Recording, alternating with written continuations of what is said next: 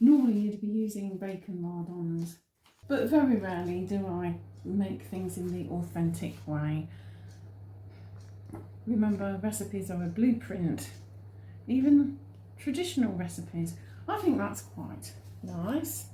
Well, Grand Day Rising everybody, and welcome back to my channel and another episode of Historical Recipes.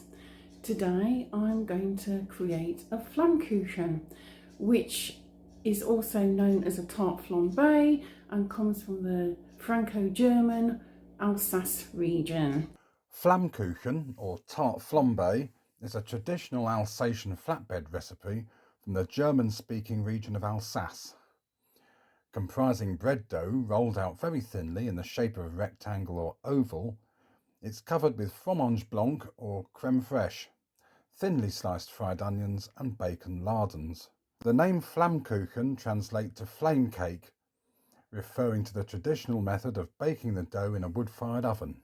The Flammkuchen dates back to the medieval period when it provided a simple hearty meal for peasants and farmers. Over time, it became a staple in Alsatian and German cuisines, and the various regions developed their own unique variations, which not only showcase the local ingredients and cooking methods, but also demonstrate the versatility and adaptability of Flammkuchen, and it's often enjoyed at get-togethers with family and friends, as well as at social gatherings and festivals.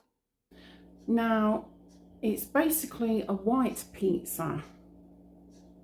So instead of using a tomato sauce on the pizza base, you would use something like creme fraiche or a nice soft cream cheese with some lovely fried onions and some bacon lardons. I like smoked bacon lardons, gives a really nice flavour to the pizza.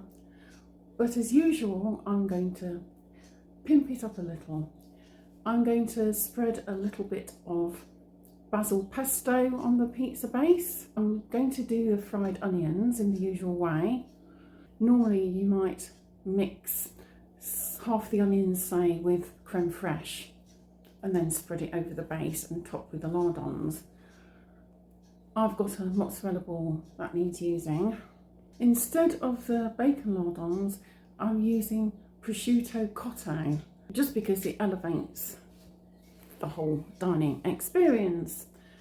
The weather here is still lovely and warm, and at the moment we're more into eating lighter food, so I think Flammkuchen and salad for supper will be just the job.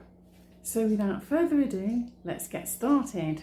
I'm using pizza type 00 flour, which you would also use for pasta. I like making my own pasta. This is French flour, proper French flour.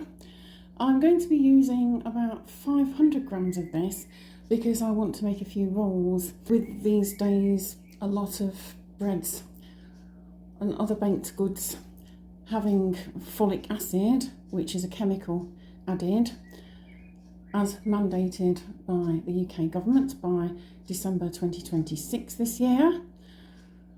I prefer to avoid any such chemicals and either buy from artisan bakers who don't use it or make my own. And my flour of choice is French flour. French flour is also from a wheat variety that contains less gluten naturally, and that's why I go for this. And it'll give a really nice light base. We're rolling out this Flammkuchen quite thin, as one should do, and indeed that's how I like my pizzas anyway.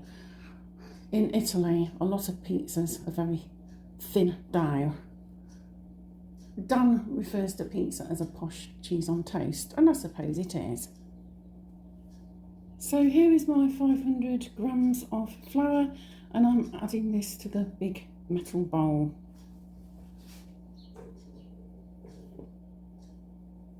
I've added 2 teaspoons of yeast. This is fast action dried yeast, and a teaspoon of pure kosher sea salt. You'll note I've added them on opposite sides of the bowl. That's because if you put the salt directly on the yeast, it will kill the yeast. I'm stirring everything round with a knife blade. I mean, you can do this with a food processor or a mixer if you prefer. I like doing everything by hand, especially when I've got plenty of time. Cooking shouldn't really be an urgent thing. If you're short of time, it helps if you've got pre-prepared food in the freezer that you can just defrost. I sometimes do batch cooking, so when I know I'm going to be in a bit of a rush, I can just get the food out of the freezer. Food shouldn't be rushed. It's about putting love and intent into your ingredients. Good karma, prasada. I've got some lukewarm water here and I'm just adding enough so that everything comes together into a nice smooth ball of dough. And while that comes together, I'm adding a good glug of good quality olive oil, at least a tablespoon.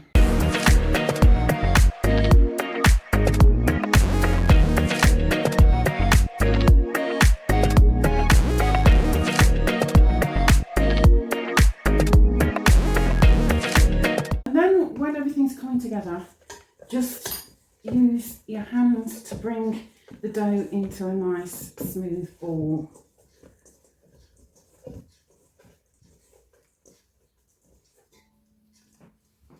There we go.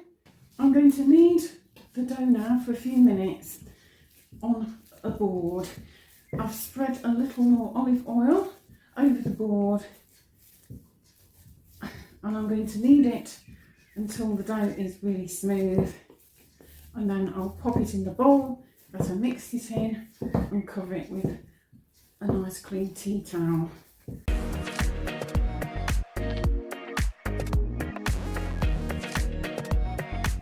You're going to use the heel of your palm.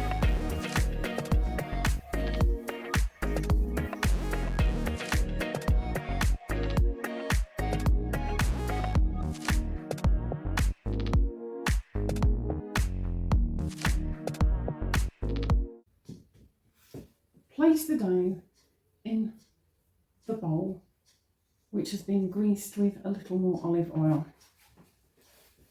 Cover with a clean tea towel and leave on the side to double in size. While the dough is proving, I'm going to peel and slice an onion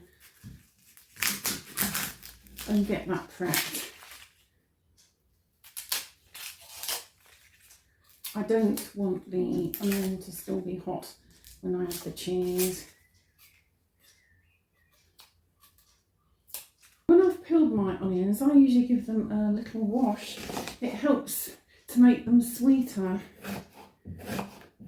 I'm going to slice this onion as thinly as possible.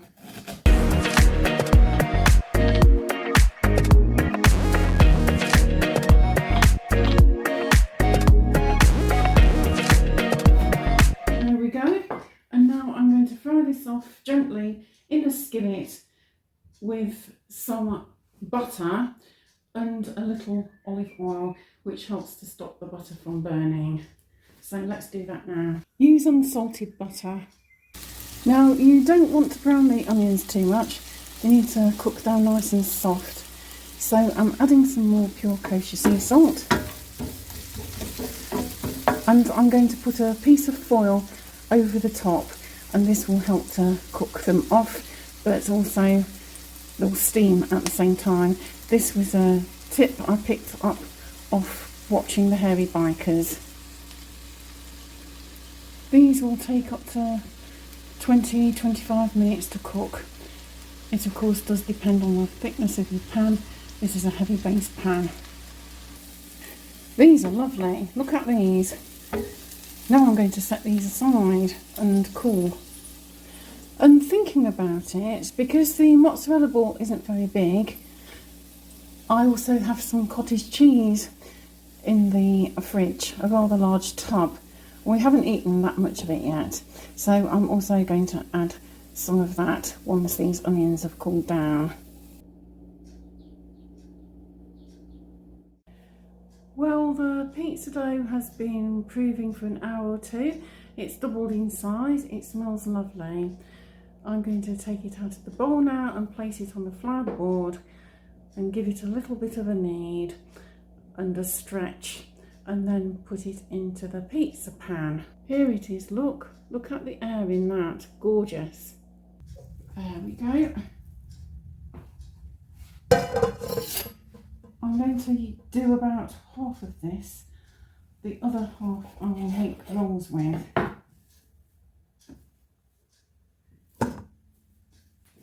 This should be more than enough. If you have any rice or semolina flour, then pizza base always does well with that. I've got some gluten-free flour which has some rice in, so I've used it as that. I tend to make gluten-free cakes. Any trimmings, not to worry, will be used for rolls. That's going to be roughly the right length. We want it to be nice and thin. Flammkuchen dough is usually pressed into a rectangular tray like this. This is a non-stick tray, but I've just put a little olive oil all over the base and the sides. And the idea now is that I'm going to press the dough into this rectangular shape. There we go.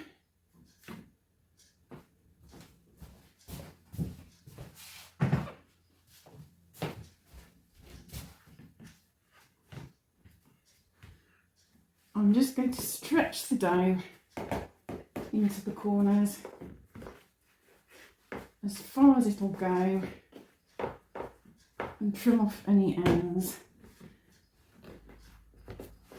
It helps to thin it out a bit more as well, so it's not thick. We don't want a thick base. It needs to be nice and thin.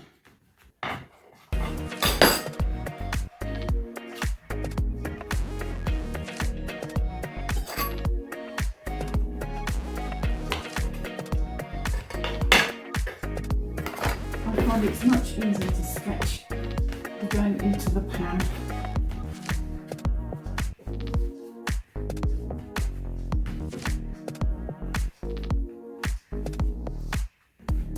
The dough is nice and elastic.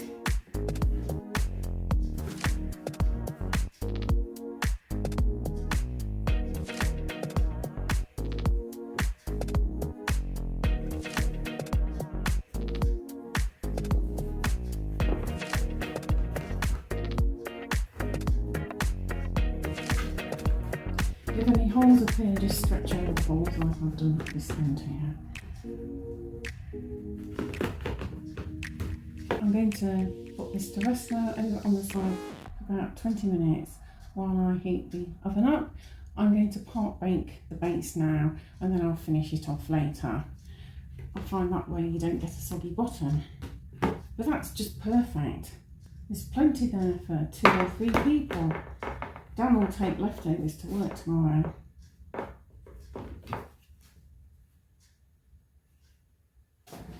In the meantime, I'm going to make a few rolls. I've weighed the dough and we've got about 520 grams to play with, so that's more or less 130 grams to create nice big rolls. We'll get 4 out of it.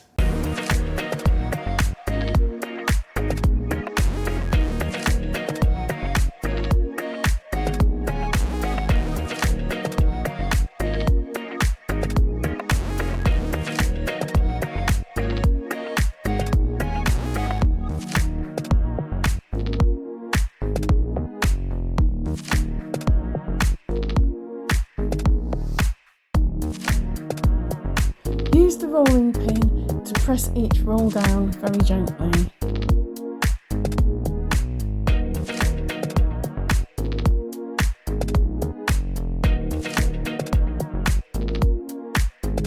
Place the rolls on a tray lined with greaseproof baking paper and sprinkle a little flour over the top. The oven is heated to about 210 Celsius, and I've pricked the dough with the fork to stop it from bubbling up, and I'm going to bake it now for about 7 minutes or so. We don't want it cooked through, we're only part baking it. Here we go. Look at these beauties. Well, it's tea time now, or rather a late tea time. I've only just got my act together. Dan's been home a little while. It's gone 7 o'clock, I'm tired. And this is why I like to prepare things in advance. I've got a bit of vegan basil pesto here. Now this wouldn't normally be spread on the Flammkuchen, but me being me, I'm going to put a little of this on because I just think that the basil gives a bit more flavour dimension to the white pizza. But we don't need a lot, this is just fine. If you didn't want to use this and you like herbs, you could use anything you like and just sprinkle your Flammkuchen with that. Or you might want to mix it into the cheesy oniony mixture. A bit of sage would go nicely. There we go. It smells good already. I'm going to slice up this mozzarella ball. I'm going to chop it up into small pieces.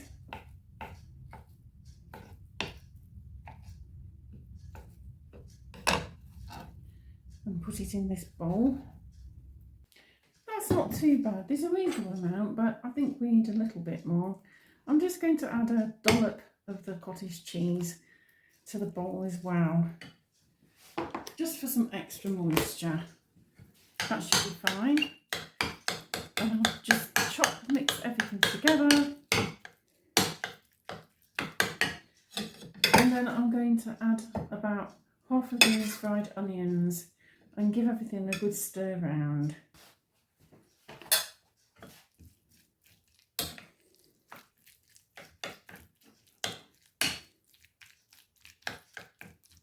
And I'll just add a sprinkling of black pepper.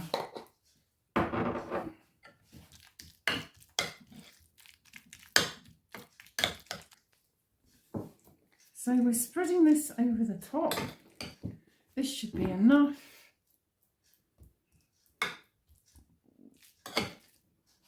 It doesn't have to be mega thick, remember, it's really posh cheese on toast, as Dan says, quite rightly too.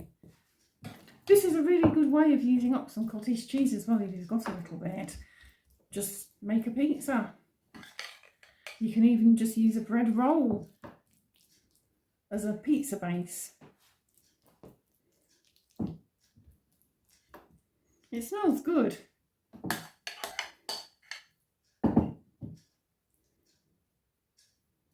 Now, if you're not a meat eater, you could just not put any prosciutto on. You might want to put some mushrooms on if you like them, or artichokes. Or you could just put extra onion, or you might want to put a bit of chilli on, or some sun-dried tomatoes, for example. They would all work well. Aubergine. And I'm going to spread this prosciutto over the top. Just drape it over like that. That looks nice, doesn't it? Normally you'd be using bacon lardons, but very rarely do I make things in the authentic way. Remember, recipes are a blueprint. Even traditional recipes. I think that's quite nice. You could, if you wanted, add a few olives, but I'm just going to keep it a little bit Germanic anyway. And there's some left over for Dan's lunch tomorrow. I'll put that a little bit on. There we go, that's nice. And then I'm going to just put on the rest of the onions. Just try and spread them as evenly as possible over the top.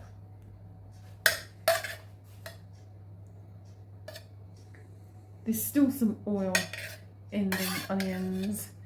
You shouldn't need any extra. You could do, but that would be naughty. There we go. That looks lovely. However, I'm tempted to add a few chilli flakes. I was going to put black pepper on, but let's go for it and put on some chilli flakes. There we go.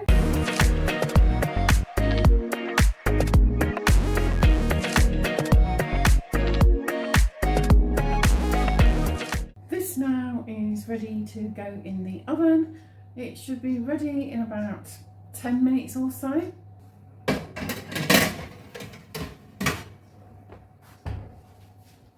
So I'll see you back in a few minutes once it's finished cooking. Here we go.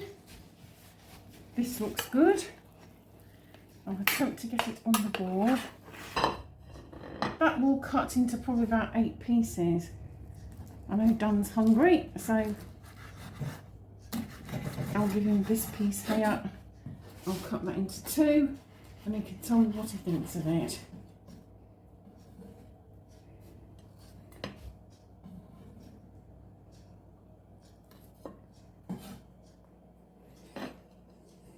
There you go, babe. Let me know what you think. Let me know what you think of that, darling. Let's give it a go. That's really nice. Is it? Oh yeah. Yeah, I can taste the cheese in it, and the pesto gives it a nice flavour, so does the prosciutto. And what do you think of the seasoning? Is it enough? It's plenty, it's perfect, and the base is nice too. Can you taste the chilies at all? Yeah. They're only the mild Aleppo chilli, but I just think it gives it a bit of a pizzazz. It elevates the dining experience. Yeah. Really You're very happy? What mark would you give me for that one? 4 marks. Oh, thanks, babe. So, there we are. That is the Flammkuchen from the Franco-German Alsace region. What do you think of it? I think it's quite versatile. It's easy to make. You can do some of the prep in advance as well, as you've seen, which is very useful when you're tired after a long day. If you enjoyed this video, please give it a like, please share and subscribe, ring the notification bell, and I'll see you again soon for another one. Until then, bye for now and bon appetit.